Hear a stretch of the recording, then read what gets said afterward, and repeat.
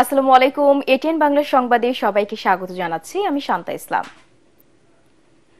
BNP নেতাদের সঙ্গে বৈঠক করেছেন ঢাকায় নিযুক্ত পাকিস্তানের নতুন হাই কমিশনার ইমরান হায়দার। সকাল 10:30টার দিকে গুলশানের বিএনপি চেয়ারপারসনের কার্যালয়ে এই বৈঠক শুরু হয়। বৈঠকে বিএনপির মহাসচিব মির্জা ফখরুল ইসলাম আলমগীরের পাশাপাশি দলের স্থায়ী কমিটির সদস্য আব্দুল মঈন খান ও আমির খসরু মাহমুদ চৌধুরী উপস্থিত আছেন। এছাড়া আন্তর্জাতিক বিষয়ক কমিটির সদস্য শামা ওবায়েদ বৈঠকে অংশ নেন। দলীয় সূত্র জানিয়েছে, আঞ্চলিক রাজনৈতিক পরিস্থিতি, বাংলাদেশ পাকিস্তান দ্বিপক্ষীয় সম্পর্ক ও চলমান বৈশ্বিক কূটনৈতিক প্রেক্ষাপট নিয়ে আলোচনা করেছেন তারা।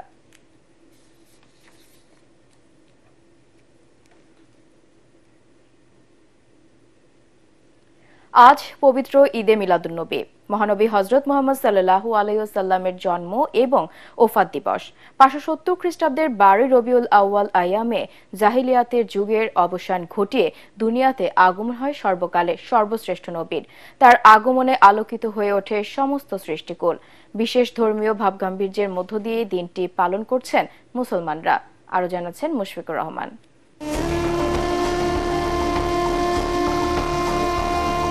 মানবতা যখন ঘোর অন্ধকারে নিমজ্জিত, সামাজিক বৈষম্য ভেদাভেদ যখন চরম সীমা অতিক্রম করছিল, তখন মানবতার মুক্তির দূত হিসেবে মহান রব্বুল আলামিন 570 খ্রিস্টাব্দে দুনিয়াতে পাঠান হযরত মুহাম্মদ মুস্তাফা সাল্লাল্লাহু আলাইহি ওয়াসাল্লামকে।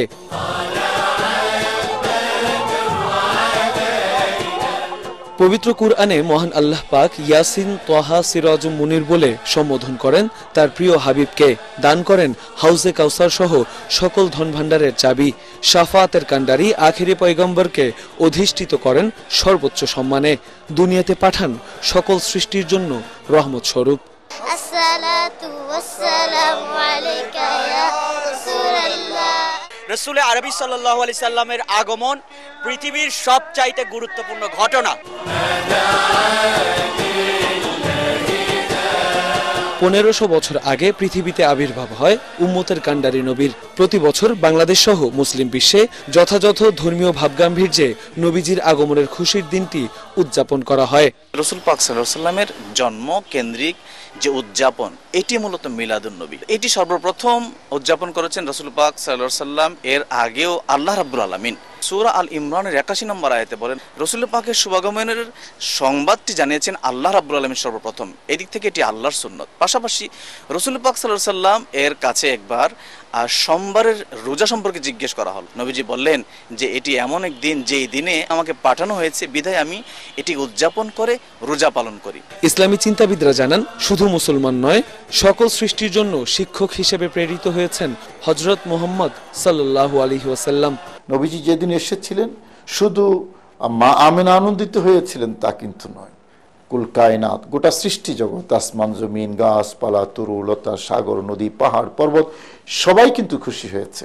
এবং সেই খুশিটা আল্লাহর দরবারে বড় ইবাদত। আল্লাহ বলেছেন, ফালিয়াফরাহু হুয়া খায়রুম মিম্মা ইয়াজমাউন। তোমরা এই উপলক্ষে, রহমত প্রাপ্তি উপলক্ষে রহমতুল্লাহ আলামিনকে পেয়েছো, সেই জন্য তোমরা আনন্দ উদযাপন করো। এটা তোমাদের সমুদয় অর্জন থেকে আল্লাহর দরবারে অনেক বেশি উত্তম। তাই তো রবিউল আউয়াল মাস এলেই দোজাহানের বাদশাহ উম্মত ওয়ালার আগমনের খুশিতে মুমিন মুসলমান কণ্ঠে কণ্ঠ মিলিয়ে গেয়ে ওঠে, ত্রিভুবনের প্রিয় মুহাম্মদ এলো রে দুনিয়ায়। মুশফিকুর রহমান, এটিএন বাংলা, ঢাকা।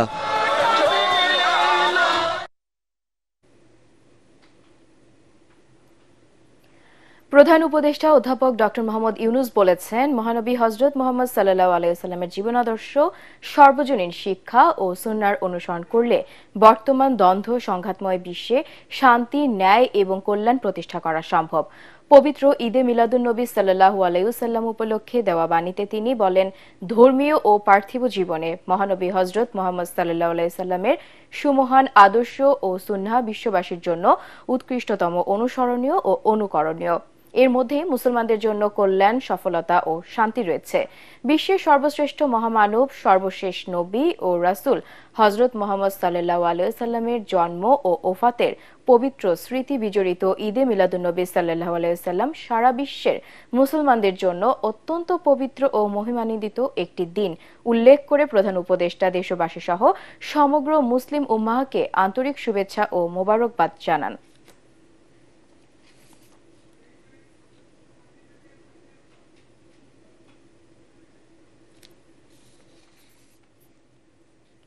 গণপরিষদ নির্বাচনের দাবিকে উপেক্ষা করে আগে সংসদ নির্বাচন দেওয়ার চেষ্টা করলে অল আউট মুভমেন্ট বা সর্বাত্মক আন্দোলনে নামবে জাতীয় নাগরিক পার্টি এনসিপি। দলটির সিনিয়র যুগ্ম আহ্বায়ক সামান্তা শারমিন এটিএন বাংলাকে দেওয়া একান্ত সাক্ষাৎকারে একথা জানান। তিনি বলেন, বিএনপির উচিত বড় মনের পরিচয় দিয়ে নতুন রাজনৈতিক বন্দোবস্ত কার্যকর ও নিজেদের দলীয় কোন্দল দূর করার স্বার্থে গণপরিষদ নির্বাচনের দাবির সঙ্গে ঐকমত পোষণ করা। মিজান শাহজাহানের রিপোর্ট।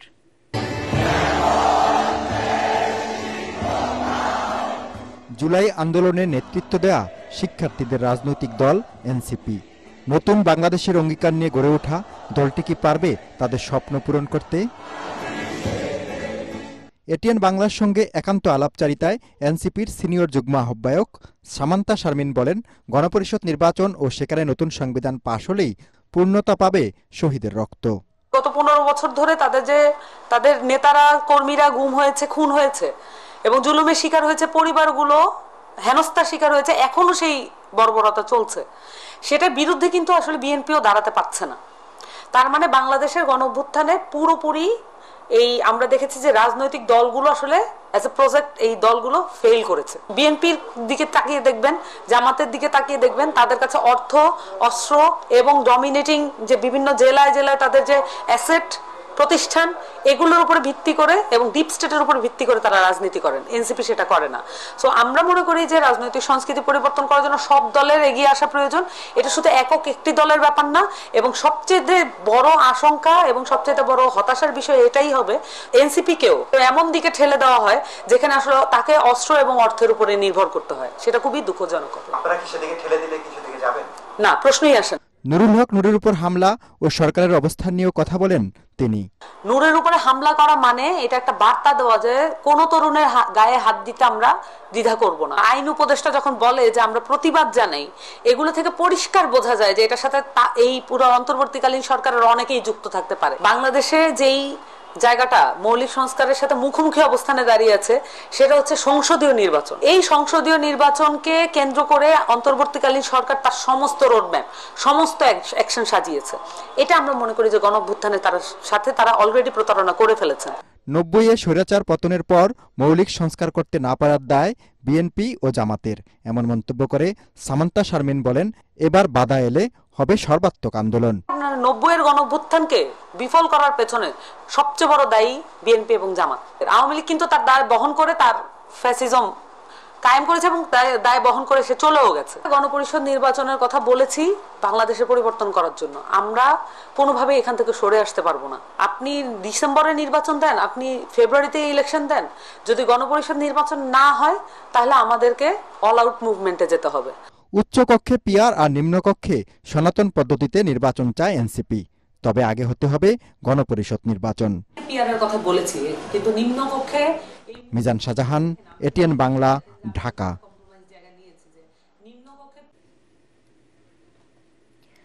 ঢাকা বিশ্ববিদ্যালয় কেন্দ্রীয় ছাত্র সংসদ নির্বাচনে আর মাত্র একদিন চলবে প্রচার প্রচারণা, তাই শেষ মুহূর্তে জমে উঠেছে প্রচারণা। ক্যাম্পাসে উৎসবমুখর পরিবেশ এই মুহূর্তে। সেখানে আছেন আমাদের সহকর্মী আদ্দিন সজীব। বিস্তারিত জানতে সরাসরি চলে যাচ্ছি তার কাছে। আদ্দিন, প্রার্থীদের প্রচারণা কেমন দেখছেন? কেউ কেউ সাইবার বুলিং এর অভিযোগ তুলেছে, এ ব্যাপারে ইসি কি পদক্ষেপ নিচ্ছে আমাদেরকে জানান।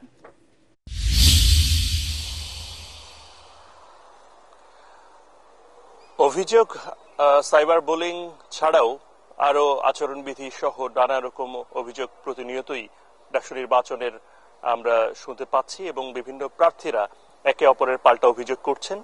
প্রশাসনের যে তৎপরতার কথা বলছেন, প্রশাসন সার্বিকভাবে অনেক ক্ষেত্রে পর্যবেক্ষণ দিচ্ছেন, অনেক ক্ষেত্রে আলাদা আলাদা ভাবেও তাদের সঙ্গে আলাপ করছেন। আসলে বিভিন্ন পক্ষ বিভিন্নভাবে বিভিন্ন জায়গায় যে প্রচার প্রচারণা চালাচ্ছেন, তাতে করে সবকিছু যেন সহনীয় পর্যায়ে থাকে, সেজন্য বারবারই একটা সতর্কতামূলক যে পরামর্শ কিংবা বিভিন্ন ক্ষেত্রে বলা হচ্ছে, সেই জিনিসগুলো প্রশাসনের পক্ষ থেকে করা হচ্ছে। কিন্তু এর বাইরে গিয়ে আজকে আপনি জানেন যে ছুটির দিন, এবং আমরা দেখতে পাচ্ছি যে নির্বাচনের যে পরিবেশ বা প্রচার প্রচারণা অন্য দিনগুলোর চেয়ে আজকে একটু কমই মনে হচ্ছে সকালের দিকটাতে। আপনি জানেন যে সকাল থেকেই নির্বাচনী যে প্রচার প্রচারণা, পরিবেশ পরিস্থিতি সার্বিকভাবে এগুলো আমরা আরো যতটা গতিময় দেখি ততটা আজকে দেখা যাচ্ছে না। সকাল থেকে এখন পর্যন্ত আমরা মধুর ক্যান্টিন কিংবা ডাকসু নির্বাচনের যে ডাকসু যে ভবনটি রয়েছে তার আশপাশের যে এরিয়াটা, সেই ক্যাম্পাসে আমরা যে প্রচার প্রচারণা দেখি সেটা কিন্তু আজকে এখনো পর্যন্ত দেখতে পারিনি। কিন্তু আপনি জানেন যে প্রচারণারও বাকি আর একটা দিন, খুব একটা বেশি সময় নেই, খুব অল্প সময়। তারপরেও এই যে প্রচার প্রচারণার যে ব্যস্ততার যেটা আজকে যতটুকু শোনা যাচ্ছে সেটা ক্যাম্পাস কেন্দ্রিক। এছাড়া আমরা দেখতে পাচ্ছি যে কিছু কিছু প্রার্থী যারা স্বতন্ত্র, যারা এককভাবে দাঁড়িয়েছেন, তারা হয়তো বিভিন্ন বিষয় নিয়ে তাদের যে ইশতেহার বা এগুলো জনসম্মুখে আনতে চাচ্ছেন। কিন্তু আপনারা জানেন যে নির্বাচনের যে প্রচার প্রচারণা শুরু হওয়ার পর থেকে এখন পর্যন্ত আমরা যে বিষয়টা দেখেছি যে অন্য মানে ভিপি, জিএস, এজিএস এই প্রার্থীগুলো যতটা প্রচার প্রচারণা করেছেন ঠিক ততটা প্রচার প্রচারণা করতে মানে করেছেন অন্য পক্ষও, কিন্তু ততটা মিডিয়া কিংবা গণমাধ্যমের সামনে আসেননি অন্য প্রার্থীগুলো। তো সেই বিবেচনায় অন্য যে প্রার্থীগুলো রয়েছে বিভিন্ন পদে, সেই প্রার্থীগুলো এখনো কিছুটা তৎপরতা চালাচ্ছে, নির্বাচনী ইশতেহার কোনো কোনো ক্ষেত্রে ঘোষণা করছে। আমরা সেসব কভারেজ করছি, আশা করি সামনের যে খবরটাতে সেটাতে আরো ভালো খবর জানাতে পারবো। আদিন, আপনাকে ধন্যবাদ। রাজবাড়ীর গোয়ালন্দে বিক্ষুব্ধ জনতা নুরুল হক ওরফে নুরাল পাগলার দরবারে পুলিশের ওপর হামলা এবং গাড়ি ভাঙচুরের ঘটনায় ৩,০০০ থেকে ৩,৫০০ অজ্ঞাত ব্যক্তিকে আসামি করে মামলা করা হয়েছে। রাতে গোয়ালন্দ ঘাট থানার এসআই সেলিম মোল্লা বাদী হয়ে মামলাটি করেন। আসামিদের ধরতে অভিযান চলছে। এদিকে নুরাল পাগলের দরবারে হামলা, অগ্নিসংযোগ ও মরদেহ উত্তোলন করে পুড়িয়ে দেওয়ার ঘটনার পর বর্তমানে পরিস্থিতি স্বাভাবিক রয়েছে। দরবারের সামনে অতিরিক্ত পুলিশ মোতায়েন করা হয়েছে। ধ্বংসস্তূপ দেখতে ভিড় করছেন উৎসুক জনতা।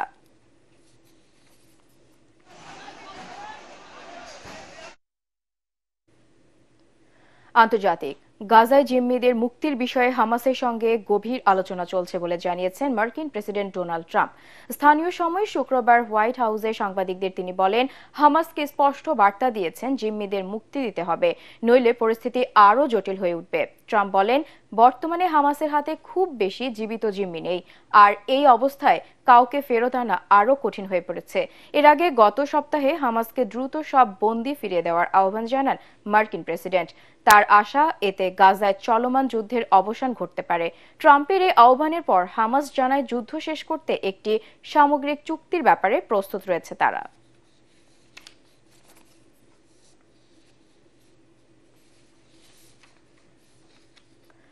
সমুদ্রে ভাসমান বিশ্বের সবচেয়ে বড় বরফ টুকরো বা আইসবার্গ ভাঙতে শুরু করেছে বলে জানিয়েছেন বিজ্ঞানীরা।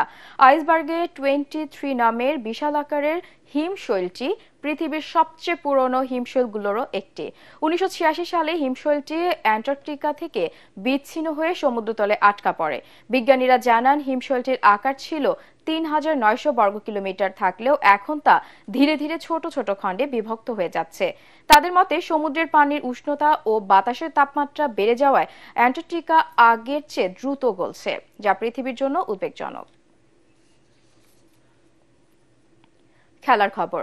5 ম্যাচ যুব ওয়ানডে সিরিজের প্রথমটিতে ইংল্যান্ড অনূর্ধ্ব-19 দলকে 87 রানে হারিয়েছে বাংলাদেশ। আগে ব্যাট করতে নেমে রিজান হোসেনের সেঞ্চুরিতেই বাংলাদেশ 292 রান তোলে। এরপর সামিউন বাসিরের বোলিং নৈপুণ্য ইংল্যান্ডকে 205 রানে অল আউট করে আজিজুল হাকিমের দল। লাভ বোরোর হাস লেগ গ্রেভ গ্রাউন্ডে বাংলাদেশের হয়ে রিজান খেলেন 101 বলে 100 রানের ইনিংস। এছাড়া কালাম সিদ্দিকীর ব্যাটে আসে 68 রান। রান তাড়া করতে নেমে ইংলিশ ওপেনার আইসাক মোহাম্মদ 53 বলে 75 রান করে দলকে লড়াইয়ে রাখেন। তবে দলের রান 142 থাকতে রিজানের বলে আইসাক আউট হতেই খেই হারায় সাগরিকরা। শেষ পর্যন্ত 32 ওভার 2 বলে 205 রানে অল আউট হয়ে যায় দলটি। সামিউন 4.2 ওভার হাত ঘুরিয়ে মাত্র 9 রানে নেন 4 উইকেট। ফিফা প্রীতি ফুটবল ম্যাচে বিকেলে নেপালের মুখোমুখি হবে বাংলাদেশ। দশরথ স্টেডিয়ামে খেলাটি শুরু হবে বাংলাদেশ সময় সন্ধ্যা 5:30টায়। এই ম্যাচ অক্টোবরের হংকং এর বিপক্ষে 2 এশিয়ান কাপের বাছাই পর্বের প্রস্তুতির অংশ। শুক্রবার ম্যাচ পূর্ব সংবাদ সম্মেলনে কোচ হাভিয়ার কাবরেরা এবং জামাল ভুইয়া বলেন 2 ম্যাচেই জিততে চান তারা। তবে হামজা চৌধুরী আর সমিত সোমদের অনুপস্থিতি লাল সবুজ দলের শক্তি কিছুটা কমেছে। সিঙ্গাপুরের বিপক্ষে সর্বশেষ এশিয়ান কাপের ম্যাচে খেলা দলের শাকিল আহাদ তপু, শেখ মোরসালিন আল আমিনরা অনূর্ধ্ব 23 দলের সাথে আছেন ভিয়েতনামে। ফলে জাতীয় দলের রিজার্ভ বেঞ্চ এবং আগে বাদ পড়াদের নিয়েই এবারের দল। ফিফা র্যাঙ্কিং এর নেপালে আছে 176-এ আর বাংলাদেশের অবস্থান 184-তে। দর্শক, পরবর্তী সংবাদ দেখার আমন্ত্রণ জানিয়ে এখনকার মতো শেষ করছি। এটিএন বাংলার সংবাদ ইউটিউবে দেখতে ব্রাউজ করুন youtube/ATN বাংলা নিউজ। ধন্যবাদ।